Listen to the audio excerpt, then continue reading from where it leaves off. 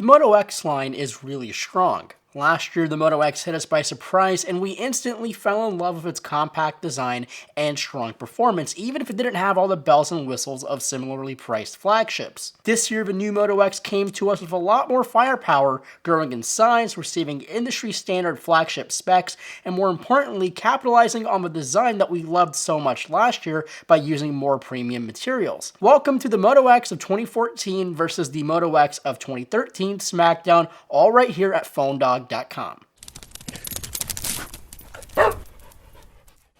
These two devices have much of the same DNA, but obviously there are some huge differences. The original Moto X was claimed to be the perfect Android device. It had a great fitting 4.7-inch display, it had decent specs controlled heavily by Motorola and Google, and it had a design that just fits so well in the hand. Compared to the HTC One M7, the X fits so much better in the hand and gave you the same exact size of screen real estate. And the benefit of having Motorola's engineers control the hardware is they were able to squeeze every single last minute from the battery, which made this tiny little phone last you a full entire day. But that's not to say the original X didn't have its faults. For one, the build was good, but just didn't feel super high quality. Moto cured some of that with Moto Maker and used some really nice exotic materials like wood and bamboo, but it still wasn't the most premium device around. The display was only 720p, which people complained a lot about, and the camera, while being 10 megapixels, was nowhere close to the quality found on phones from Samsung and other OEMs at the time. And last but not least was the hardware. The dual-core CPU was more than enough to run Android and all of its processes, but it came out at the dawn of quad-core mobile processing. Comparing all of that to the brand new Moto X, and you can actually see how much work has gone into making this new device. For starters, they've made it a lot bigger. From 4.7 inches to 5.2 inches, the display gains in size and also resolution. Now a full 1080p display. Also, the materials have been completely changed. Around the sides of the phone, you'll find nothing but aluminum and steel, and it's as solid as a rock, and it truly feels like that when it's in your hand. The camera, while not the best quality, has gained some important features like improved software and UHD video recording, plus it received a gain to a 13 megapixel camera from a 10 megapixel camera. And the hardware is completely different from last year. We now find a more standard but super powerful 2.5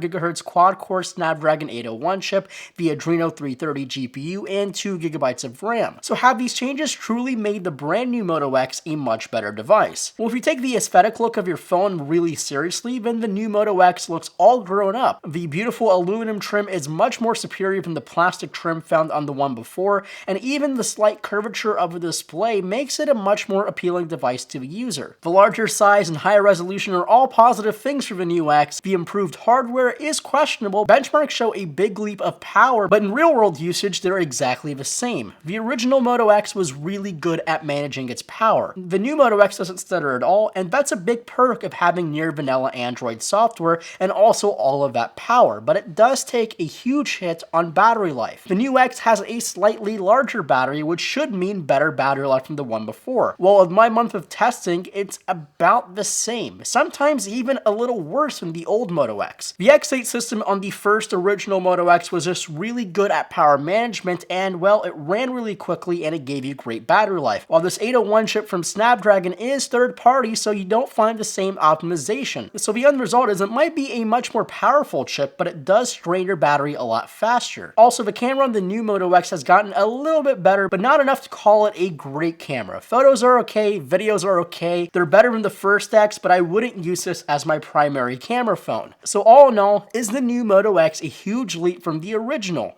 In my book, not really. It is a beautiful device made of beautiful materials, and that's great, but they've just bought in parts instead of designing and make them work really well with their products like they used to. It's beautiful yet sloppy at the same time. I hope that kind of makes sense. But it's one great device, and that's for sure. Now, I know a lot of you guys have been waiting for my full review, and trust me, it's coming. I've used this device a lot, and I have a lot to say about it. So make sure to hit that subscribe button to be notified when I do upload that, and if you haven't already, give this video a thumbs up if you've liked it. And as always, my name is Marco Hanna from PhoneDog.com, and I'll catch you guys in the next video.